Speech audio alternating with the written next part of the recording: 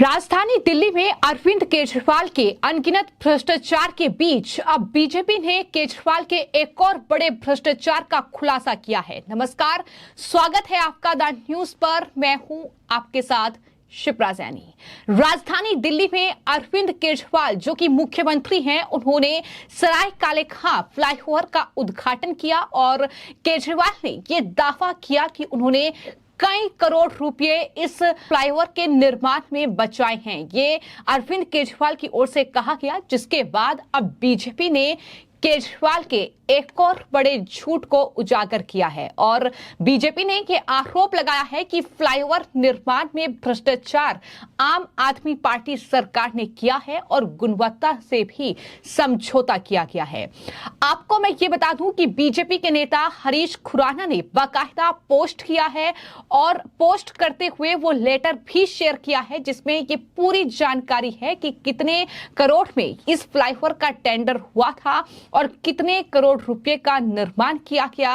ये तमाम जानकारी के साथ उन्होंने ये पोस्ट किया है, जिसमें उन्होंने ये लिखा है कि अरविंद केजरीवाल का झूठ उजागर। साहब कह रहे हैं कि 66 करोड़ का पुल 50 करोड़ में बनाकर उन्होंने 16 करोड़ रुपए बचा लिए हैं, लेकिन सच्चाई और हकीकत ये है कि 42 करोड़ के अलॉटमेंट को 50 करोड़ में पूरा किया गया है।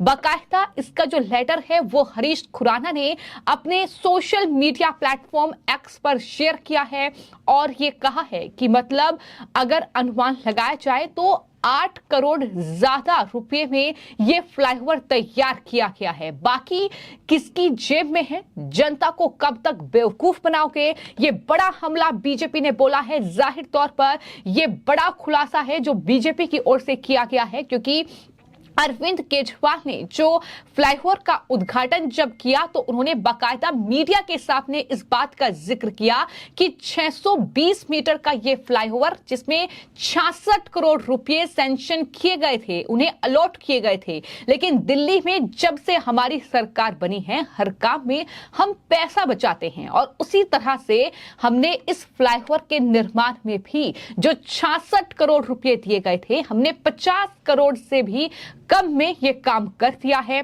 हर फ्लाईओवर के अंदर हमने पैसे बचाए हैं। हम देखते हैं पूरे देश में जहां भी सरकारी काम होता है, 100 करोड़ का काम होना हो तो वो होते टाइम एक्सटेंशन होता जाता है, कॉस्ट एस्केलेशन होता जाता है। 100 करोड़ का काम होना हो तो 500 करोड़ का, 1000 करोड़ का होता है। दिल्ली में हमने जैसे आज ये जो फ्लाईओवर है इसकी लागत 66 करोड़ थी, इसकी लागत 66 करोड़ का काम हमने 50 करोड़ में पूरा कर दिया।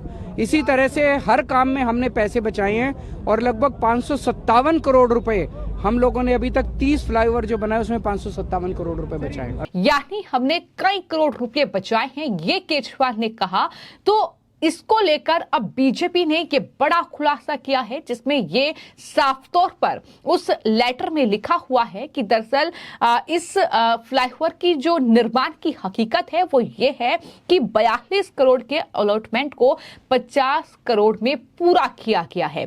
तो ये अरविंद केजरीवाल, अब उनकी पार्टी बीजेपी के इन आरोप पर क्या कहेगी ये तो आने वाले वक्त में देखना होगा, लेकिन बीजेपी ने ये बेहद गंभीर आरोप अरविंद केजरीवाल और उनकी पार्टी पर लगाते हुए दिल्ली की जनता को कहीं ना कहीं एक तरीके से ये बताने की कोशिश की है कि ये अरविंद केजरीवाल का एक और बड़ा भ्रष्टाचार है। इतना ही नहीं, जो बीजेपी के प्रदेश अध्यक्ष हैं वीरेंद्र सचदेवा, उनकी तरफ से भी बाकायदा पोस्ट किया गया और उन्होंने भी ये कहा कि दिल्ली वासी केजरीवाल सरकार की बार बार ये बात सुनकर तंग आ चुके हैं कि हम ही एकमात्र सरकार हैं जो फ्लाईओवर के निर्माण की लागत बचाती है, लेकिन जो स्वीकृत लागत है और वास्तविक लागत के बीच उच्च अंतर इंगित करता है कि लागत गणना प्रणाली में कुछ भ्रष्टाचार है और गुणवत्ता से समझौता किया गया है। ये बड़ी बात जो है वो वीरेंद्र सचदेवा जो कि दिल्ली बीजेपी के अध्यक्ष हैं,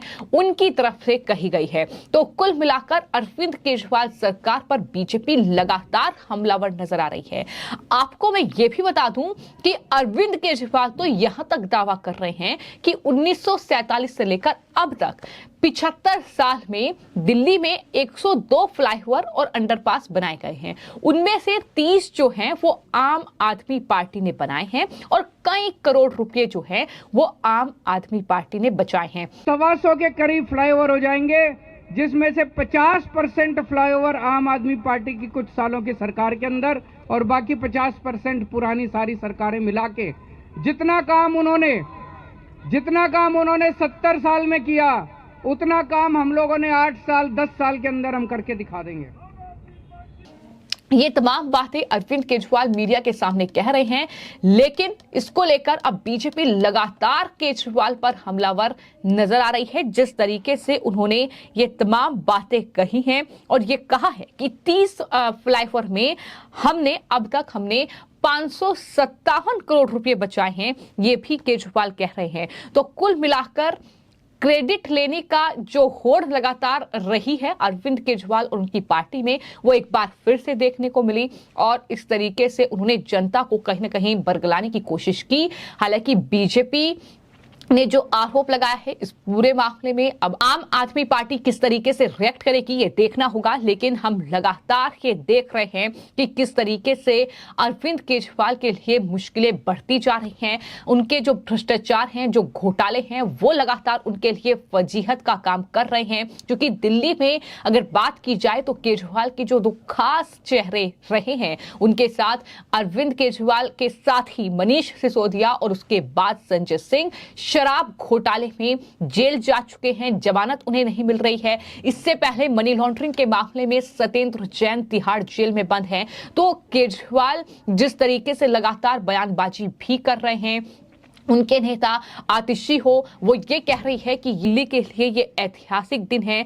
केजरीवाल जी ने दिल्ली की जनता को सरायखाने खां टी जंक्शन पर एक और नया फ्लाईओवर समर्पित किया है। केजरीवाल सरकार हर नए फ्लाईओवर के साथ शहर की तरक्की की नई इबारत लिख रही है। ये तमाम तरह के पोस्ट किए जा रहे हैं, तमाम तरह के ट्वीट किए जा रहे हैं, लेकिन इन सब के बीच अब बड़ा सवाल ये है कि अरविंद केजरीवाल ने आखिर फ्लाईओवर के निर्माण को लेकर उन्हें जो लागत अलॉट की गई थी, आखिर उसको लेकर झूठ क्यों बोला और इस तरीके से वो झूठ क्यों बोल रहे हैं, ये कहीं ना कहीं बड़ा सवाल है। लेकिन बीजेपी ने अब केजरीवाल के इस झूठ का बाकायदा सबूत के साथ खुलासा किया है कि केजरीवाल जो कह रहे हैं वो सरासर झूठ है। लेकिन सच्चाई ये है कि दरअसल हकीकत में 42 करोड़ रुपए अलॉटमेंट था और 50 करोड़ रुपए में ये पूरा फ्लाईओवर बना है। और ये 8 करोड़ रुपए कहां गए हैं, किसकी जेब में गए हैं, कहां इस पैसे का खर्चा किया गया है, ये तमाम हिसाब किताब अब बीजेपी ने मांगा है। और ये भी कहा है